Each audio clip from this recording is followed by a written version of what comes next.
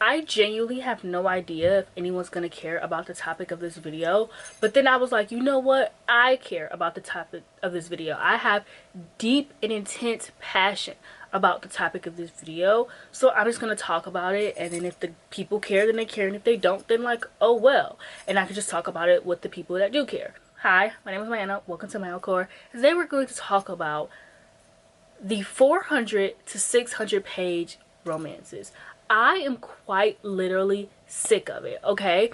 And I need to rant about it. So this is less of like a video essay. It's not thought out. I literally don't have anything written out. I'm just gonna sit here and rant to you guys about how much I cannot fucking stand 400 to 600 page romances. So what prompted this was I went on vacation a few weeks ago, and on vacation I took me a Marina Zapata book. Marina Zapata is one of my best friend's favorite authors, and I think that she is a good author. I think that she has these decent books, but all of her books are like 500 to 600 pages.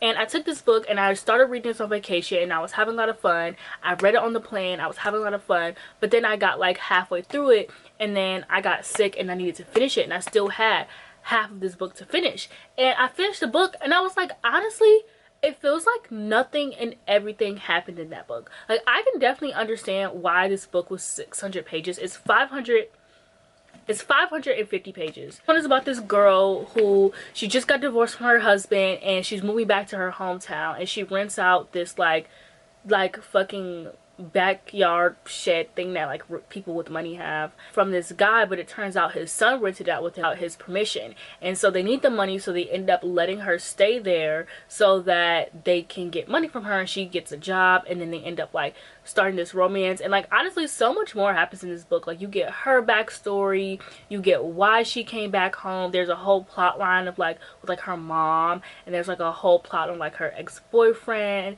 her ex-husband, and it's about her finding herself again. I can understand why this book is nearly 600 pages, but at the same time I don't. I feel like this book literally could have been like 400 pages and we would have been good, because like I feel like there's so many pages where we just spend the character doing absolutely nothing.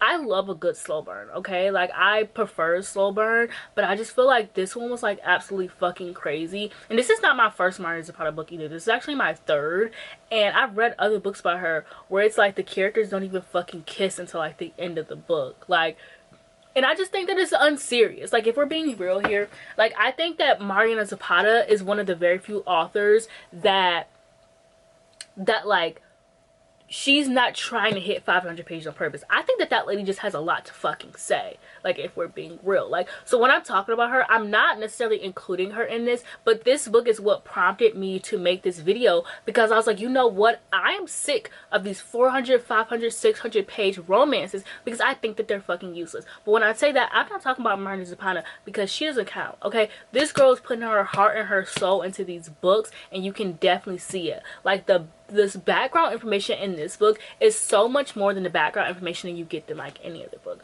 But I feel like every like trend that's wrong with us started back in BookTok. I feel like I'm always shitting on BookTok, and I hate it, because I've made so many friends through BookTok. I made so many connections through BookTok. Like, I love BookTok, but I feel like everything that's wrong with the book community does, not everything, but I feel like a lot of things that is wrong with the book community stems from BookTok. These like 400, 500 page romances came out of like literally nowhere.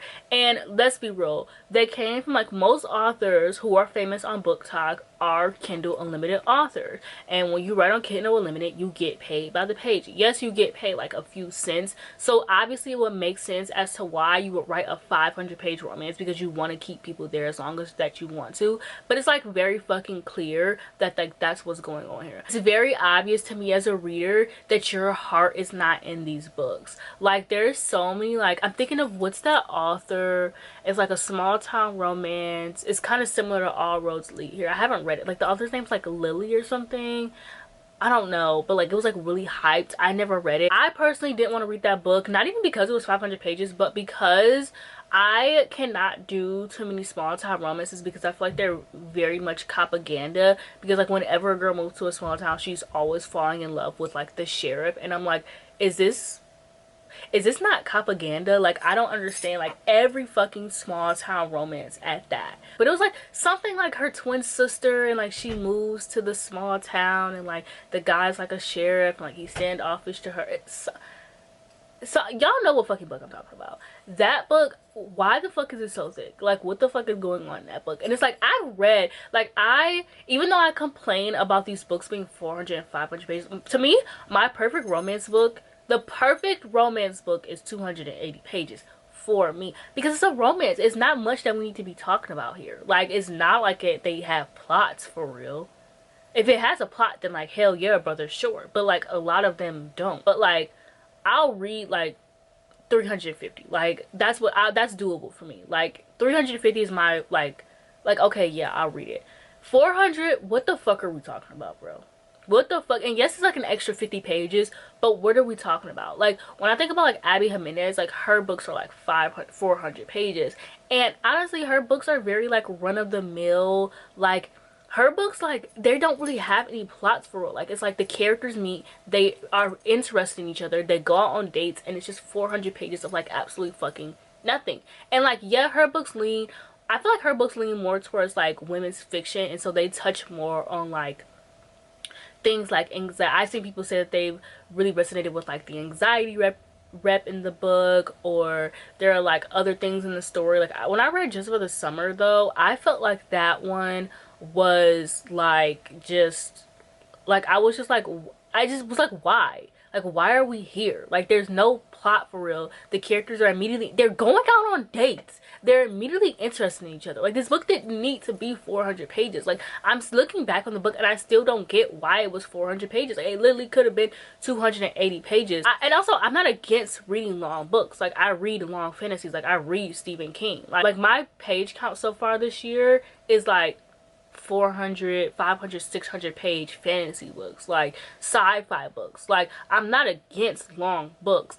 I'm against being here for no fucking reason. Like, even as like a Stephen King fan, there are a lot of Stephen King books, a lot. There are a lot of Stephen King books where I'm like, dude, this shit did not mean to be that. Like, he just sits there and he talks. Like, I don't know.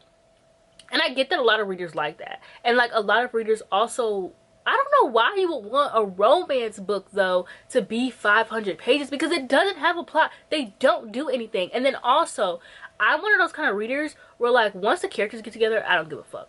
I don't care anymore. Like, that's also why like Abby Jimenez, to me, like, I don't like love her. I'm not like a huge Abby Jimenez fan, because it's like her characters kind of get together. Not they don't get together, but they're like very much interested in each other from the jump. So it's like, why should I give a shit? Like, I'm not saying I need like enemies to lovers and and angst and stuff, but give me some type of banter. Give me some type of, I don't need like drama. I don't need miscommunication. But I just feel like, what's the point of a 400 page romance? And it's like, I don't know, I just don't see a point. Like, I just don't see a point. Like, and to me, it feels like a lot of authors really just be writing that shit, bro. Like, Emily Henry, I think her books venture around like 400 pages, and hers also leans towards women's fiction. So like, I feel like if your book actually like it has a point, then like, I get it. Like, I don't think that like every single romance book needs to be 280 pages, because I think that some have a point. Like, when we think about Kennedy Ryan and like Before I Let Go, like, I really love that book and like what that book is about. Like, I really love a book that like leans towards women fiction and like has a little bit more going on with it, because I don't know, I feel like a lot of romance books, like, I feel like a lot of romance books these days don't have, like, I don't want to say not every book needs to have a point, but like, a lot of romance books these days aren't like, yes, well, I want to write a character who is trying to find herself, or I want to write about a character who's doing it. It's literally just like, I want to write these two characters who meet each other, they fuck, and then they fuck again, and then miscommunication trope, and then the book ends. Like, that's kind of what it feels like. I just like don't care once the characters get together. Like, same thing in like TV shows. It's kind of hard for me to like stay. My reasoning though is because I feel like once they get together, they lose that spark. Like, for instance, Abbott Elementary, I love Gregory and Jenny. One of my top, well, now my top ship is Ocean and Ava, because like they fucking eat. But before Ocean and Ava came along, Gregory and Janine were like one of my favorite ships because they're very nerdy. Gregory just understands her. He obviously really likes her. He pays attention to her. You could tell he really loves her, and same with Janine. And so I really love that they're like very nerdy and they relate and they connect on a lot of things, because Janine's thing is that like she's like very nerdy and on the outskirts of things sometimes, and I really like that like Gregory gets her when it comes to like nerdy things. But when they got together, it took me so long to watch the recent season because I was so scared that they were gonna like lose that like spark. Thank fucking God I still watched the recent season though, and I feel like their relationship elevated. Like I feel like them being together, it's even more funnier now. Like it's even more entertaining because now like Jenny will do something and Gregory can be like, no. And it's like, or they bounce off each other. There's this banter, there's this balance, and I really love that. But I feel like in books that does not translate very well. Like a lot of the times like that doesn't happen. It feels like once the characters get together, they lose that spark and they become like very like mushy. And it's crazy because as a hopeless romantic, you're probably like, why the fuck are you complaining about like mushy characters? Like, bitch, you're a hopeless romantic. But it's just like, it becomes like very like, I don't know, it becomes like very like corny and like mushy, and like it just doesn't feel like, it just doesn't feel like them anymore. And that happens a lot in romance books, and it's just like once they get together, it's like I don't care. Like for instance, the Calloway sisters. So I was never like a huge fan of the Addicted to You series because I thought of them as like kind of, I don't really care about Lily and Lo. Sorry, I'm a Rose and Connor girl. And one of my biggest gripes with that is that you do not see Rose and Connor get together. And I feel like it's very unfair because they get together like off page, and then like you just see their like relationship dynamic. And so before they got together, I was just like, oh, like yes, their book is gonna eat. And then like in their book they're already together. Which like also, I struggle reading the Calloway sisters because they were already together in those books. Why the fuck would I want to read romance books with characters who are already together for multiple books? That's why, like, if it's not a companion series, if you give me a book, if you give me books with a couple and they last more than 3 books, I'm not reading that shit. I don't care unless it's like fantasy or something. But if you give me a contemporary book and it's like a trilogy and it follows one couple, I'm not reading. I barely want to read the second one, to be honest. Like, I kind of like the build up. Like, I'm a build up type of girl. Like, you know, it has to be like, and also I think it's because a lot of romance couples, I am not like, oh my gosh, like I root for them. Like, I don't have a lot of book boyfriends. Like, I take my book boyfriends very serious. I'm the type of girl where like my book boyfriends are filling out a boyfriend application. Like, I would date them in real life. Like, not anybody can just be my book boyfriend. There are a lot of like fictional guys out there who are like really cute and like amazing, and like I love them, and I'm like, oh my gosh, like you're like, I fuck with you, like, you know. But like, you're not my book boyfriend. Like, I have like maybe 5 book boyfriends because I'm very particular about them, and I would go to war for these people. One of them being like, and actually I have like 10, but a lot of them are like childhood, like Peter Kavinsky, Simon from the Shadowhunter Chronicles, like, you know. And I have a type, okay? I have a type. Like, it's usually somebody like very nerdy, or a guy who's like very cocky but like smooth and like really smart. So like Connor from the Calloway sisters, or Darlington from Ninth House. Like, Darlington is that's my man. Like, that's my book boyfriend. Or we have like Carden from The Cruel Prince. You know, like I'm very picky when it comes to like book boyfriends. So it's like when it comes to couples, I'm even more pickier because I'm not the girl, so why did I give a fuck? You know, like there are not a lot of book couples out there that I'm like, oh my gosh, they're just so cute. Like, also there's not a lot of, like, there's also, when I think about like ships in general, there are not a lot of ships out there. Like, most of my ships are like non-in-game ships, like ships that like didn't end up together. So that's why they last for so long. There's ships like that, nope, they didn't end up together. No, yeah, a lot of my top ships are ships that like, or like, I love Leslie and what's his name from Parks and Rec. I love them. I have a lot of hag ships, like a lot of older people ships. Like, I love shipping older people. Anyway, sorry, back to the point of this video. I just feel like a lot of authors, like when it comes to authors who write, like when it comes to like indie authors who read on Kindle Unlimited, I think a lot of them write as long as they do. Their heart's not in it, and I think a lot of them do it because they're popular. Like, I think that they know that people want to sit there. I don't know why you would want to sit there and read a 500-page like hockey romance book where they're not doing shit. Like, I don't understand why you would want to sit there and read that. Like, I just don't understand. Like, the point for me, romances are fun when they're like quick and there's like companion novels. Like, right now I'm reading, I don't know what the name of the series is, but the first book is called Done and Dusted, and it's like 280 pages. I'm like, yes, period. There's like 4 books in this series. It's fun. I'm not having like, it's fun so far. I'm not like obsessed with it or anything like that, but I'm having, it's a good time. It's fun. It's like what romances are there for me. Like, romances are like casual fun for me. There's something to like sit down and read because I'm like, okay, like I just need something casual and fun. And maybe that's it. Like, maybe because I read so many genres, like romance isn't my main genre. Like, I don't take it, not that I don't think that romances are serious, because I know that they are. I've been reading romances for a very long time. Like, duh.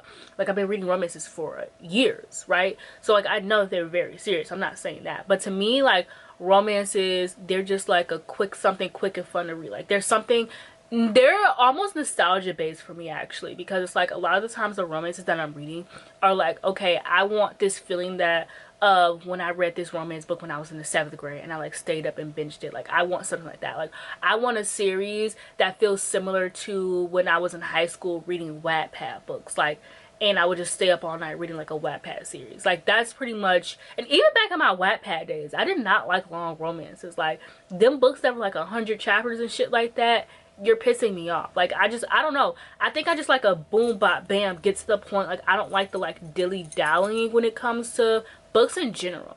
Like, there are a lot of times, even in like fantasy books, when I'm like, okay, so this could have been taken out. Like, okay, so this could have been taken out. Like, okay, you know what I'm saying? So it's not just romances, but I think that romances being 400, 500, 600 pages is criminal.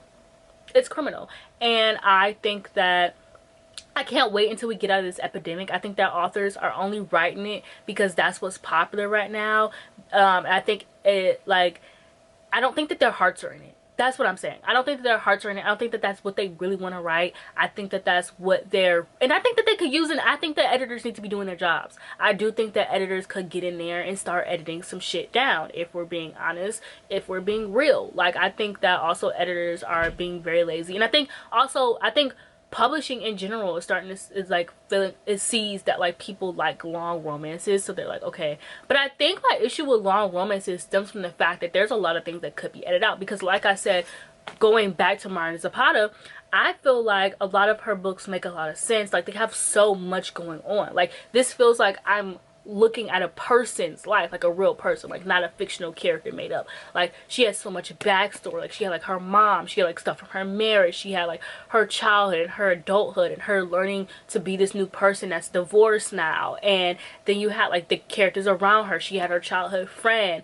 had her own life, her own story. Like, these felt like people. Like, this felt like I was reading someone's memoir. And I think that's what makes Marina Zapata so successful when it comes to these bigger romance books. Whereas other romance books, it's just like, I want these two people to fall in love, so we're going to throw some stuff at them, we're going to throw some characters in there, we're going to throw some drama at them, and then we're going to see what sticks. And I, as a reader, someone who's been reading romance for a long time, I can very much tell that like, you're not trying to build a world around. I think that romances also need world building, in the sense of like making this feel real, but not saying like obviously it's the real world, but I'm saying in the sense of like making, like giving a character best friend a backstory, giving the character best friend hobbies, making the character the best friend character seem interesting, making the readers fall in love with her. And it's like, no, I don't, she doesn't need a spin-off, she doesn't need her own stories, but making her so great to the point where you want one for them.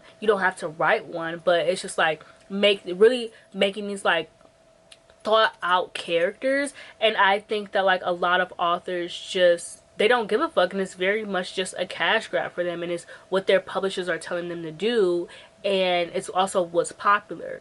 But yeah, I feel like at this point I'm just going to end up talking in circles, so I'm probably just going to end the video here. But you'll let me know what you think about 400, 500, 600 page romances, and don't forget to like, comment, subscribe, and I'll see you guys in the next video.